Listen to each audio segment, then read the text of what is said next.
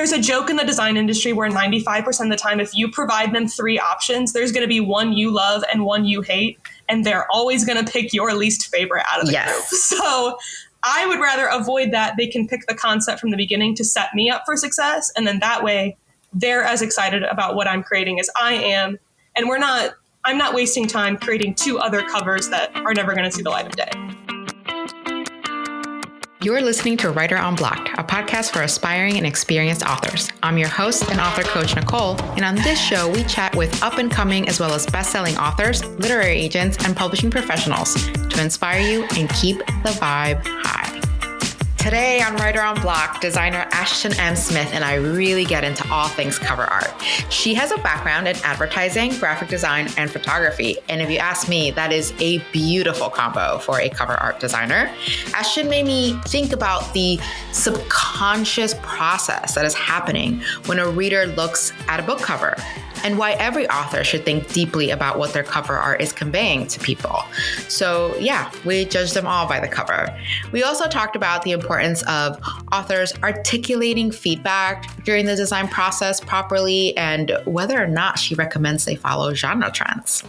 She also heard me vent about my cover art pet peeves, including the dreaded movie tie-in book art and the inconsistent series binding, 2 of the worst. Anyway, as usual, you're going to find additional information and where to find and work with Ashton in the show notes. So let's dive in. Welcome, Ashton, to Writer Unblocked. Thank you so much for joining me today to talk about, I think, my favorite topic when it comes to books. So welcome, welcome, welcome. Thank you so much for having me. I am so excited to be here. I'm obviously so passionate about cover design. I mean, that's what I do for a living, but I am just really excited to be here and chat with you and answer any and all questions that you have for me. Yes. Okay. Well, let me ask you first. So just tell me a little bit about yourself, your background, how you got into book design. Yeah, absolutely. So I actually love telling this story. So when I was in middle school, I want to say 6th or 7th grade, there was like a defining moment in my life where I can look back and be like, that's how I knew I wanted to do book covers. So I have a copy here to show you, but when I was in middle school, I saw this copy of These Broken Stars by Amy Kaufman and Megan Spooner in my middle school library. It was on like the facing out new release shelves. And I walked into this middle school library and I probably audibly gasped and then floated over to this book, over to this shelf. That's amazing. I just had to know what this book was about. It was so gorgeous. I don't know if it really stands the test of time now. I think it is a little bit dated of like 2012, 2013. But at the time, I was enamored. And when I read it, at the time, it was probably the best book that I had ever read. I tore through it. It was so amazing. And I wouldn't have read it if the cover didn't jump out at me. Nobody recommended it to me. I haven't heard anyone else talk about it. So in that moment, I knew that I wanted to be able to create other readers in the same way that I was created with this book. So whenever I got to college, I had a defining moment of like, what do I want to do? I have so many different passions. And I remembered this moment talking with my mom. If there's anything in the world that I want to be, it's the person who makes the art for book covers. And I remember being on the phone with her and she was like, that's a real job. That's a thing that people do for a living. And I was like, oh my gosh, you're so right. I want to do that. So ever since college, I had the opportunity to study advertising and create my own graphic design, book design major. And it has been... You have a background in advertising. Yes. Which is extremely powerful for a book designer to have. For sure. So I was lucky enough, I went to the University of Alabama, so Roll Tide. But I did 2 separate degree paths. So I did 1 bachelor's degree in advertising, creative advertising, portfolio school, all that good stuff. And then there's a program at the University of Alabama called New College, and you basically get to pick all of these different classes and design your own major. I designed like a book cover design major. I love that. Which was so fun. Yes. So I got to do graphic design, photography, and then Alabama also has like a book arts school. So you can do book binding, and that kind of things, like physically hand make books. So you're just not like this lady that's like, I have some Photoshop skills. Because, sometimes, and I'm not knocking people who just suddenly fall into book design because they have a talent for art or Photoshop or illustration, right? Sometimes you're just an illustrator, so people hire you to illustrate their books. You have a very varied, strong background for someone who is thinking about book design in a way of like, this book has to sell. Yes, absolutely. I want it to be beautiful, but I also know that book covers are not the only thing that sells books, but they're a really strong part of it. I always tell people the age-old adage of don't judge a book by its cover, I think is a great rule for anything that's not a book. Right. I would say that's a great rule, like people, all that good stuff, but at the end of the day, readers judge books by their covers, period. Absolutely. And in a market where there's so many books and the self-publishing industry allowing people to not be in this gatekeeping, only if you get an agent can you see your book published. There's so much to choose from. So the only, well, I won't say the only way, because word of mouth, like if you have a family member that reads a lot and who's very insistent that you read something, of course. But other than that, it's the book. It's as you're walking through a window or the bookstore or, like you said, the library, it's the first thing you see. Correct. And there's so much that you get on a first impression with a book cover. You get the genre, you get the vibe of the book. A great book cover will tell you if it's something that you're going to like or not, whether it's comparable to other things that you've read. There's so many things that readers gain that people don't think about in that first 2 seconds. 2 seeing seconds. A book. 2 seconds. I know.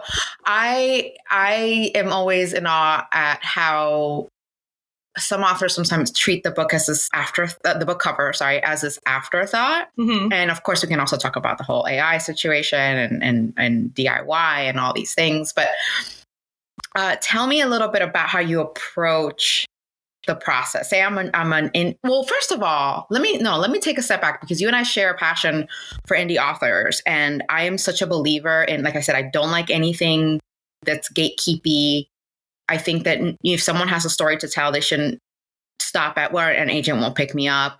And I worked in the audiobook industry for a long time, which was the kind of last book industry to get into self-publishing, right? Like you could self-publish a print and ebook, but an audiobook was still pretty impossible until around 2011, 2012. And then you have to pay for a narrator, which is pricey, but it's all gotten very possible.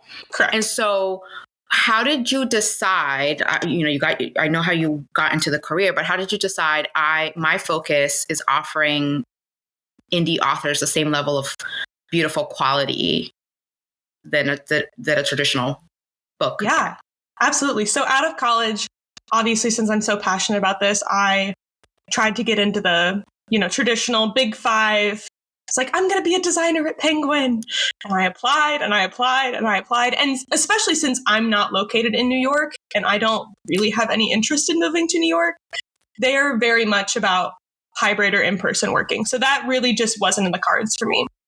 I did spend some time at a indie publisher. I moved up to the Wisconsin area. Okay. So I did spend some time at an indie publisher. And I just realized that if I wanted to have the kind of life that I picture for myself, which is having my own schedule, being able to move wherever works for this point in my life and all of that good stuff, my family's kind of all over the place, I needed to be able to have that flexibility.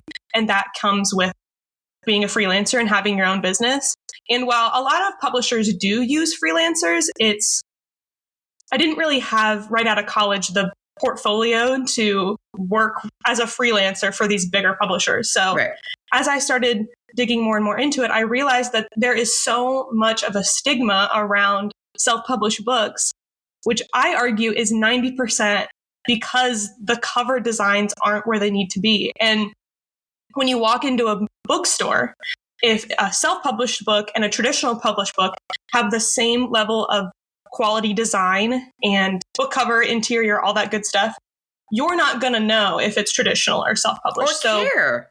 Correct. So the reader doesn't care. The reader wants to get hooked by the cover and then read a really good story. Correct. And there's so many good self-published stories out there. You hear all these success stories of, I've done research, and Colleen Hoover self-published originally. Like all of these there's a lot of big authors that started out as self-published, but when you look back on their first books, not to dig on their story, but there's no way that I would pick up this cover that you've made on Canva or wherever, just because your initial impression is, if the book cover is not professional and well made, the story's not going to be professional and well made. Right. And that might not necessarily be the case, but that's how it works when you have so much choice as a reader. Correct. And so you have to have some sort of parameters by which you decide what to select. I also, when you said there's a lot of self-published authors that are big, I remember when Mel Robbins self-published her first book, and it was with us when I was working at ACX, which is an Audible, the self-publishing arm of Audible for audiobooks. And that's how Mel started, with a self-published audiobook. And now look at her. Yeah, absolutely. So, and I was telling someone else, I was talking to another author yesterday about this, because I am on that side of the industry. A lot of the tactic is the big publishers use now is they go after the indie published authors and say, sell us your rights. So yes. It's a bit hypocritical to be like, oh, indie authors can't make the New York Times bestseller, or indie authors are excluded because they're indie. But then the traditional publishers are putting their microscope over there and saying, let's pick these people because these people sell. Correct. And the huge thing with that is too, that originally self-published, the success starts when you get picked up.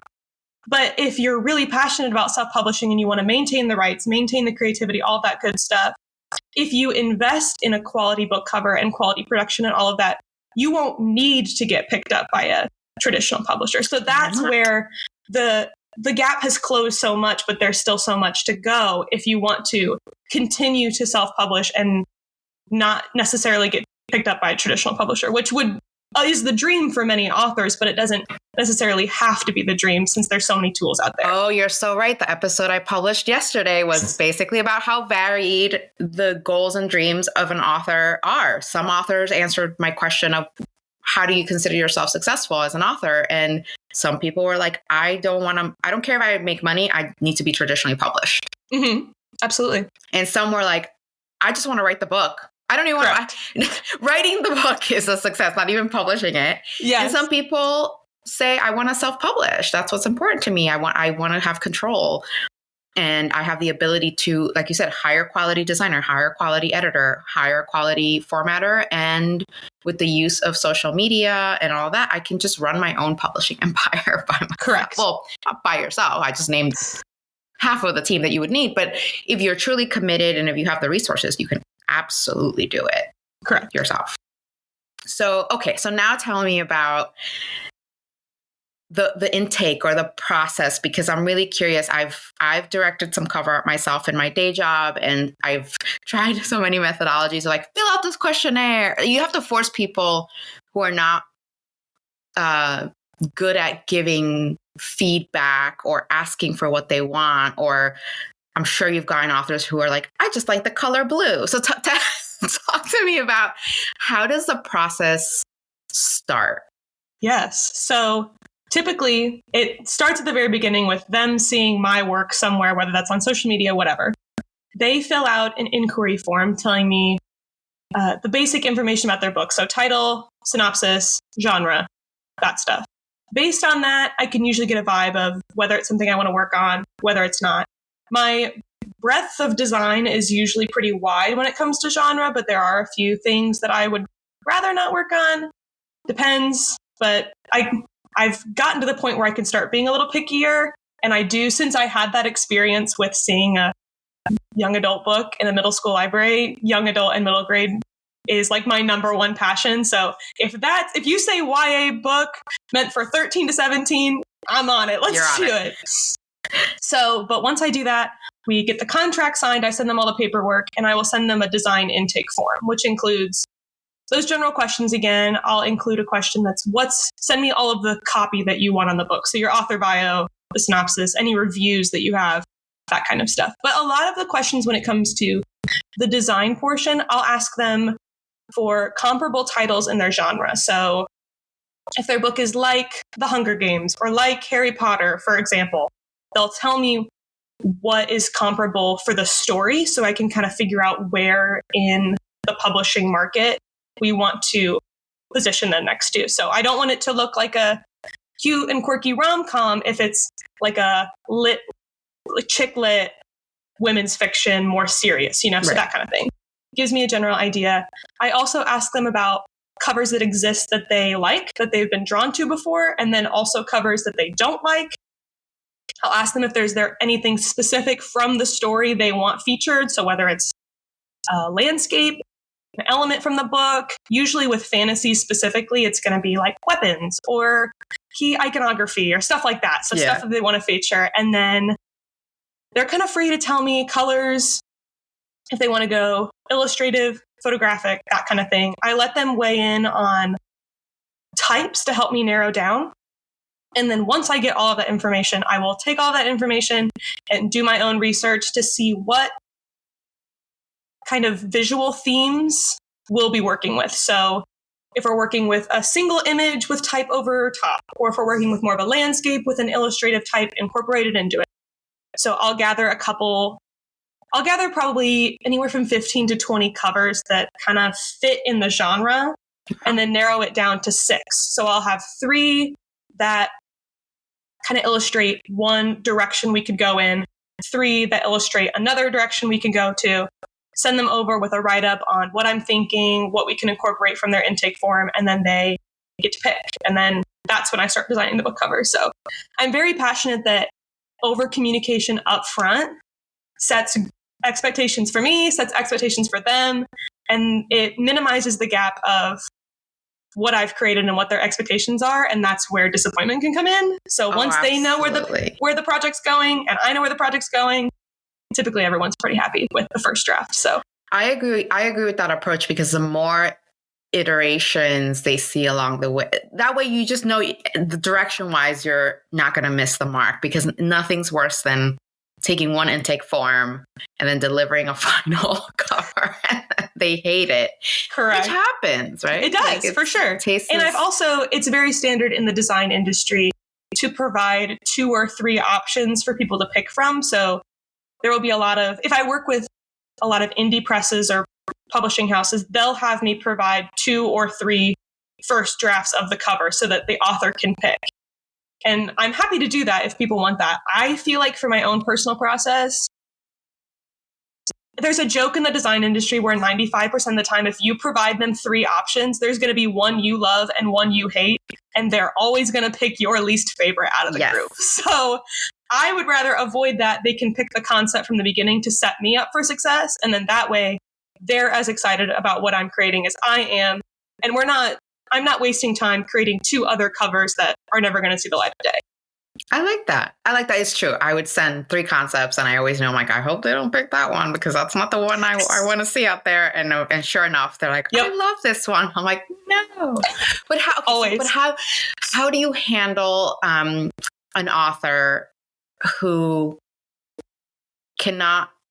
is not good at articulating feedback? So have you ever got an author who's like, I don't like it, but can't articulate, okay, well, what don't you like, or what do you want to see changed? Yeah. So I had that more at the original publishing house that I was working with right out of college, just because it was so author focused that they would be kind of driving the ship. And now that I run my own design company, I'm kind of the one driving the ship for this reason. But I have had one instance where I had an author, and I have the screenshot somewhere. Like, I need to make a poster of it and put it up on my wall because it's so funny.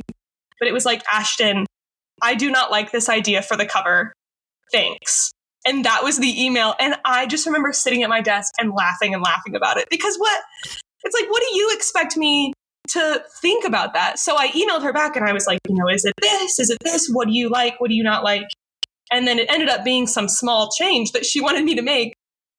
But typically it's just if that happens with an author, that's typically the designer's sign to kind of hold their hand through the process of, right. Because as designers, we've been through art school. And the one thing that I learned in art school was you cannot critique without offering some sort of feedback. I like it. I don't like it.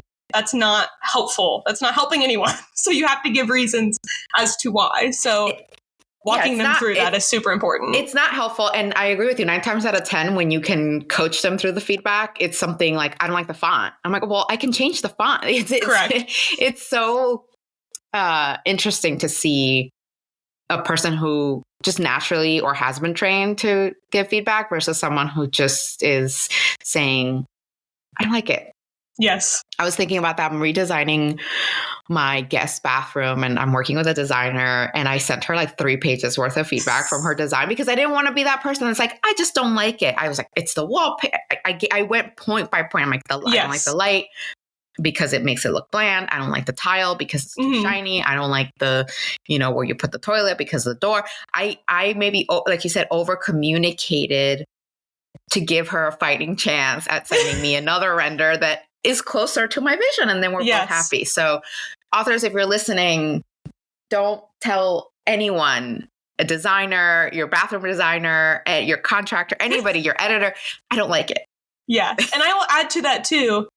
You won't hurt my feelings if you don't like it. If you send me what I can change, because I'm also I know there's a idea that creatives are very type B and just go with the flow and the vibes. I'm very type A. So if you give me a list of what you want changed, I can go through and mark it off and make those changes for you and send it back. Because at the end of the day, I want everyone to be happy. Right. So if you're not happy, but you can't tell me why, then I can't fix it. So definitely don't be afraid to hit me with a list. Don't be afraid. I can handle it. I am not tender-hearted when it comes to stuff like this. So can you imagine send it my way. Your cover art designer bursting into tears and you're like, I don't like the font. Well, but how do you, okay, so that leads me to this question of, because you have such a beautiful background in all these things, including advertising and book selling, how do you, have you ever been in a situation where you're like, I know what's best for this cover art, for this book, for this author, for the story. How do you gently, or maybe you don't do it gently, I don't know. How do you steer the author to what you know is right based on your professional expertise? Yes, that's a really kind of tricky ground to navigate. Luckily, in my own personal business, I haven't had to do that, but it would just be kind of walking them through why. And I think that over communication at the beginning shows them why. I'm not just making decisions just based on making decisions. So I think over communicating at the beginning really helps to mitigate 95% of those situations. But I'm not afraid to explain why I'm doing what I'm doing. At the end of the day, when it comes to self-published authors, I know that they're the client. And if they really want something and they're really passionate about it, and they're like, this is my vision, this is what I want, then that's a point for me to either decide whether it's worth continuing on, or sometimes you just kind of have to do what they want in order to provide them the end result. So just because it's not something that I'll necessarily put on my portfolio and advertise my skills with doesn't mean that what you're requesting isn't valid or isn't worthy of having someone work on it. Oh, interesting. So that's interesting that you would honor their wishes and still make the choice of not displaying it in your portfolio, because that's your prerogative. And that's absolutely. Yeah, that's right. Because also at the end of the day, like this is my job. So if you're paying me to do something and this is what you really want, and even though I don't think it necessarily looks good, it's your project, it's your book, it's got your name on it. So if that's really what you want and I'm able to do that in a way that I feel like still holds up my skills and my techniques and all of that good stuff, go for it. Then go for it. And I think I read that you also help with branding. I do, yes. I don't do that super often. I don't really promote it as much as I probably should on my page, just because I'm so focused on helping with book covers specifically. But yeah, I have done a little bit of author branding, especially if people are selling from a website. That's typically when authors will need that. But yes, I have. So I'm thinking, like, can an author say, based on this beautiful cover art you made, could you make me the banner? Could you, yes, for my website or the Facebook, header or what have you? Okay. Yeah. Like the whole suite of. Yes. The whole, assets. all the social media stuff that comes with a book cover with all of the graphics and stuff. So yeah, absolutely. Great. And then hopefully they want to put it on mugs and t-shirts and who knows what else. Absolutely. So how do you approach going back to the conversation too about audiobooks? Like obviously audiobooks are squared. So when you're designing, are you keeping that in mind? Or even if they even if the author has never said anything about audiobooks, do you deliver square art, or how do you approach different formats for the art? So I typically take the lead from them on that. So on the intake form, or on the inquiry form rather, when they submit their project inquiry to me, they let me know if they want just a paperback, just an ebook, a combination, hardback, they want a dust jacket or a case laminate hardback, if they want an audiobook cover. So I will, if an author has expressed that they're going to publish it as an audiobook, I will keep that in mind and then adjust it accordingly and deliver a square design. But if they don't ask for it, I do not provide that. They can always come back and request it later, obviously. But I would say 90% of the time, self-published authors aren't doing an audiobook, especially if they're just starting out. That's right. That's a big undertaking. It is. I'm trying to change that, but it is. Absolutely. At least just to keep it in mind, especially when they're writing. I have taught panels on writing for audio, because if you don't keep audio, even if you will never publish an audiobook, it's safer to write knowing how it would sound in audio, because then you would do some things differently in the writing. They just sound good on paper, but don't sound good when a narrator is speaking the words out loud. I'm interested in talking to you about trends, because I love the romance genre and I've done a lot of research. I spent many years working on a romance only membership for Audible that launched in 2017. So I've done so much deep work for that genre. And what I also discovered was the sort of history and evolution of the artwork there. For sure. Like the Fabio, yes, that kind of work. And then there was a season where all we got was bare-chested vampires or what have you. Yep. And then it's sort of evolved now to a lot of illustrated, cartoony, cutesy. Yeah. Talk to me about trends. Talk to me about, do you predict what, even for a specific genre, like, do you have any sense of, or what are your thoughts on just trends in particular? Yeah, I think trends are super great when it comes to book cover design, because that goes back to setting expectations for your readers. So if you've got a cute rom-com book that you're trying to promote, and all of the traditional publishers are putting out these cutesy illustrative covers, the way to make yourself put yourself in that space is to follow the trends. Right. So, and it also sets the expectation for the reader that, all the covers that look like this are going to have this kind of vibe. I've actually done a talk before on the expectations and stuff about that. And I think there was a bit of a pushback originally. When trends change, there's always a little bit of pushback. So 5-10 years ago, people had an idea of what kind of book was inside a cover that had the bare-chested man and all of that good stuff. So I distinctly remember when they started making that switch to illustrative covers, that was typically just something that was done for young adult romance or more clean romance kind of thing. So yeah, it was. People would pick up at the beginning of this trend, they would pick up these cute little romance books and be like, oh my God, this is not what I signed up for. Very spicy. Yes. So while there is pushback at the beginning, I think overall it's been great for the romance genre in general, because let's be honest, women don't want to read books with bare-chested men on the cover when they're in public. That's just not what they want to do. There's a lot of that too. I remember the whole 50 Shades of Grey and people reading it on the subway. Absolutely. And also when we were publishing books, we also had to follow Amazon has certain guidelines, we couldn't have a gun on the cover or a nipple couldn't be shown on the, so we also had to think about these things. Well, that's a very sexy cover, but yeah. But it was 20, I want to say 2014-ish. It was this outpouring of, it was almost hold my beer. How can I make this even more risque? Yes. And then there was a lot of firefighters and I had a lot of hockey.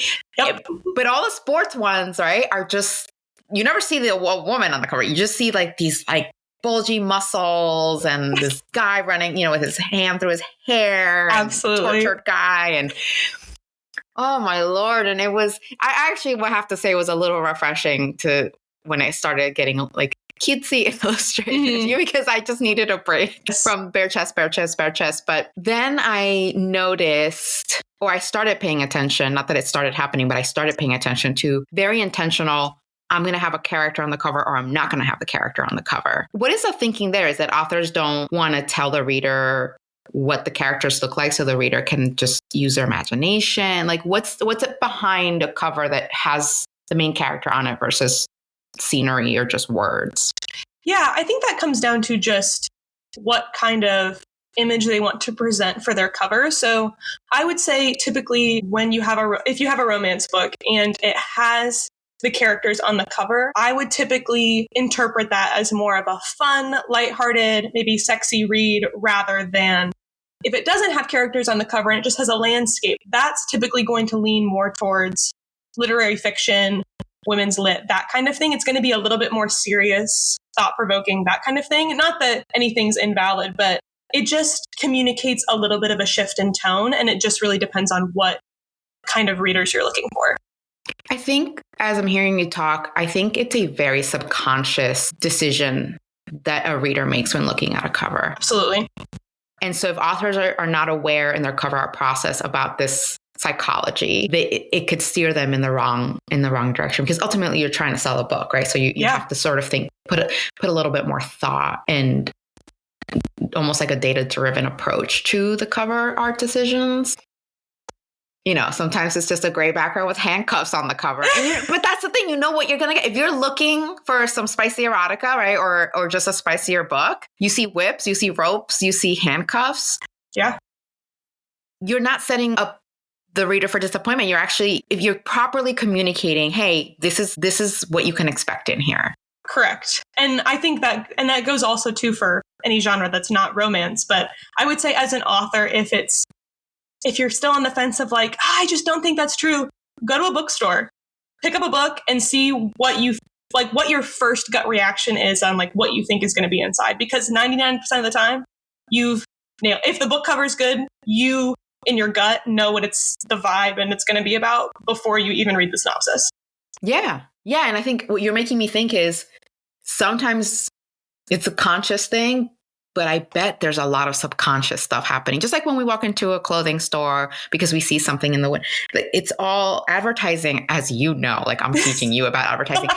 It's a little bit of manipulation and psychology and just getting that subconscious part of the consumer's brain to be like, oh, I want to zone in on this. I want to go towards Absolutely. this. And I think the big thing too is your book cover looking like other book covers isn't, for the most part, is not a bad thing. You want your book to look familiar to your reader as something that they would like to pick up. I wouldn't be afraid of, oh, but this book kind of looks like this. Yeah. So the readers of that original book will see your book and see it as something that they would enjoy and pick it up. I remember after Twilight seeing a lot of Twilight-esque covers, Absolutely. But they were selling. Because once people were done consuming that series, they were so hooked and obsessed. So they're like, give me something exactly like this. Absolutely. You're right. So why would you be afraid? You want to be programming basically or eligible to be programmed into the sphere of the hot thing because readers, they just want something like it. Absolutely. They want something like Hunger Games. They want something like Yes, Twilight. Absolutely. I saw a designer who I follow. I'm not going to take credit for this because I saw her post it and it was great. Her handle, I think, is Holly Dunn Design on Instagram. She posted that your book cover should be 80% like everything else and only 20% unique, which seems like a lot of similarities, but that's how you get your cover in front of people who will want to read it. I think that's great advice. Sometimes in this drive to be like, it has to be the most unique thing ever. And even stories themselves, right? Like there's a lot of genres that are more formulaic than others. And again, not a bad thing, because if you have a voracious reader that only likes to consume this type of content, that's what they're looking for. Correct. Right? They're looking for the lookalike because Absolutely. That's what's going to make them happy. Absolutely. So that brings me to, as you know, my pet peeve, and I wonder if we share the same feeling. I love books so much and I love the book cover so much. And then the book blows up and it's so popular. And then Hollywood gets their hands on it. And then they replace the cover with some photo from the movie. And it makes me so mad. First, Correct. I find it insulting to the cover designer. And second, it's just, I get it. They want to, I get it. I get why they do it. But two things can be true. I can get why they do it and I can still hate it. Yes. What Absolutely. do you think about that? I 100% agree. And I think that publishers have started to take note of this because that was huge in like the Divergent Hunger Games era. I actually, not this past Christmas, but the Christmas before, my best friend from college, she had all of her copies of the Hunger Games were when she was 13. And they were all the movie tie-in versions. And she told me so many times that she hated her movie tie-in versions. So I bought her the box set of the regular Hunger Games covers for her to have for her show. Yes. So just because that's such a thing, I think now publishers are starting to take note and they do more of like a sticker with the Netflix logo where it's coming out, that kind of thing, which I feel like does the exact same thing. If I see it in the store, I'm like, oh my God, that's going to be a Netflix show. Like I should read it before it comes out without changing the entire cover. Because once it's come out and once the premiere is over, we're done with the movie tie-in. It's over. The era is over. Now you have all these covers with like, Matt Damon's face for The Martian. And here's the other aspect of why this annoys me.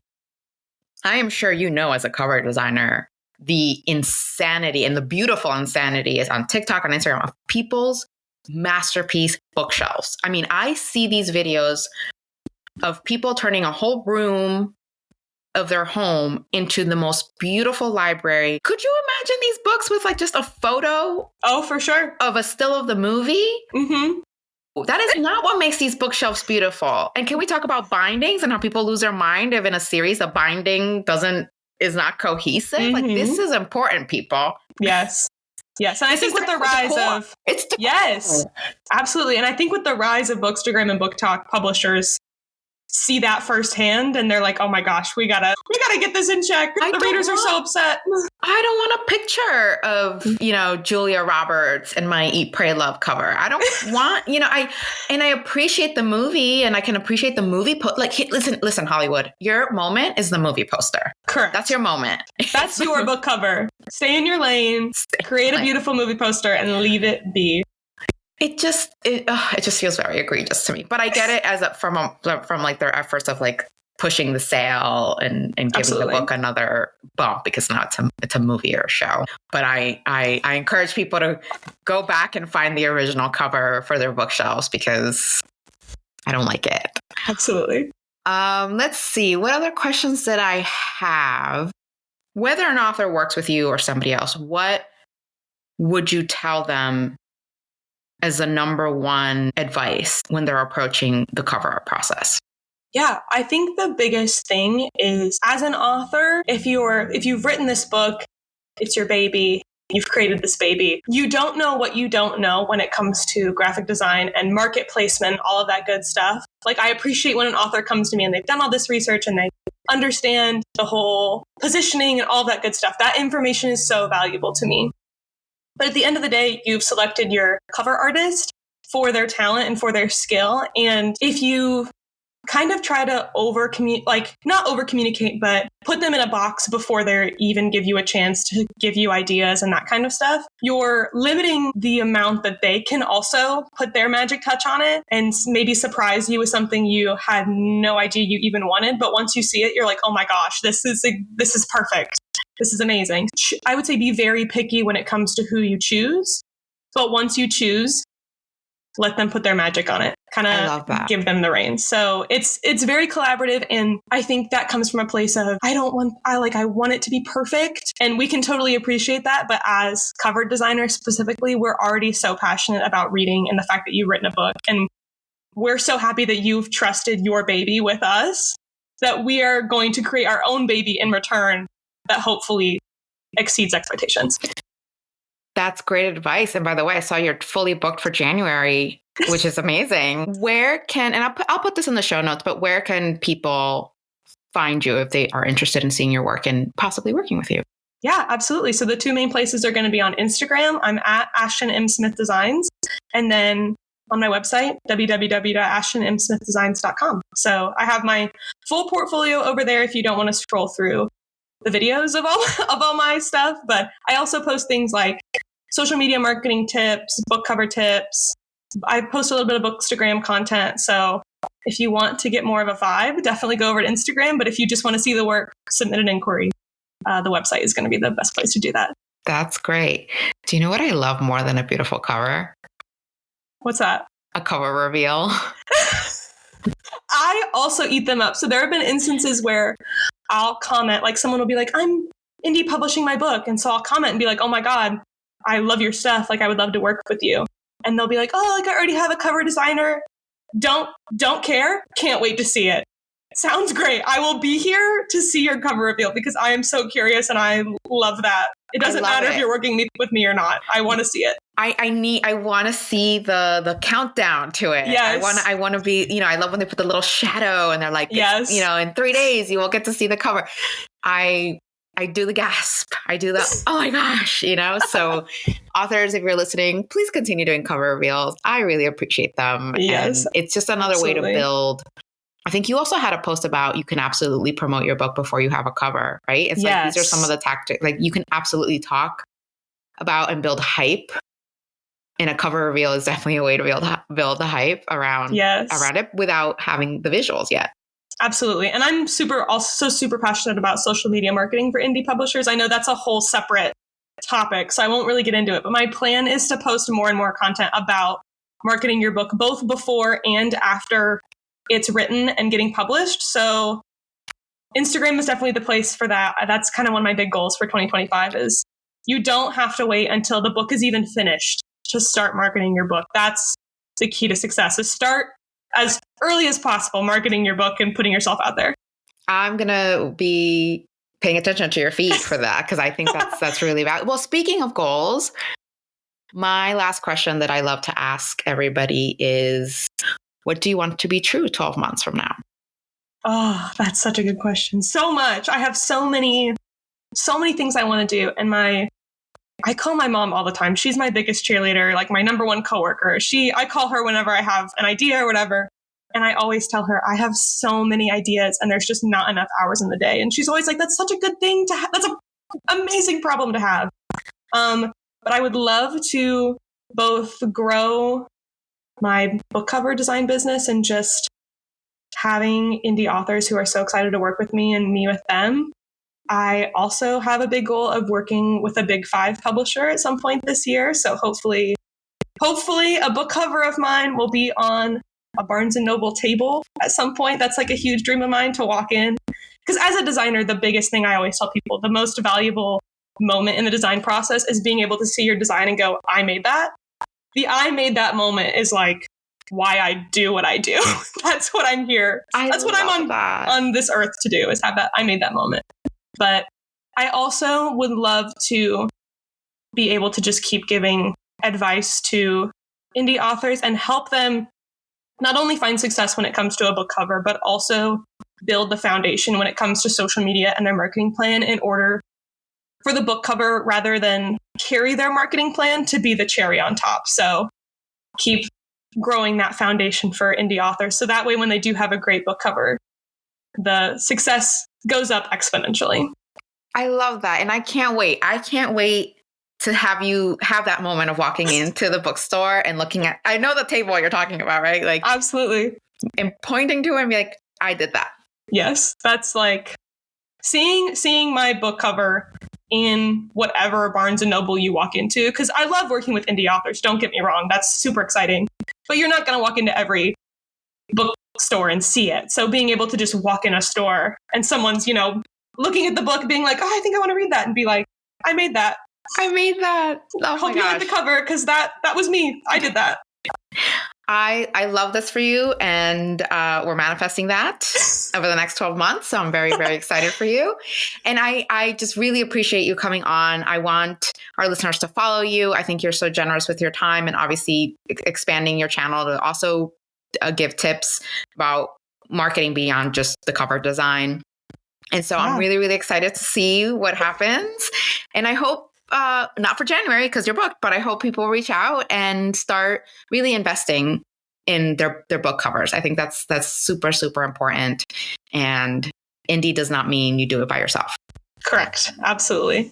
Perfect. But I thank you so much for having me. This has been such a joy to sit down and just talk in kind of a longer form. I don't really get to talk in longer form on my page just because reels are not really conducive to that. So it's so exciting to expand on all these ideas and just chat with you and do the thing. Awesome. Thank you so much, Ashton. Yeah. Thank you so much for joining me this week. For more information on today's episode, please check out the show notes. Before you go, make sure you subscribe to the podcast to receive new episodes right when they're released. You can subscribe right now in the app you're using to listen. And you can also follow me on Instagram at reignitewithnicole. Lastly, I do have a quick favor to ask before we go. If you're enjoying the podcast, I hope you'll let me know by leaving a review. Thank you again for joining me in this episode of Writer Unblocked. I'll see you next time.